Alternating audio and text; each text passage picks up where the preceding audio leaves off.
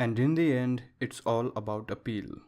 It is about how captivating and engrossing your animation is.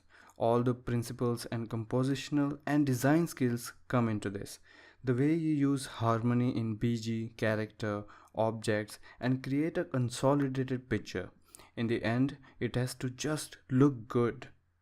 It could be staging, colors, action, details, or simplicity. No matter what is the element of your visuals, if done right and if it's married together well, the appeal will be achieved.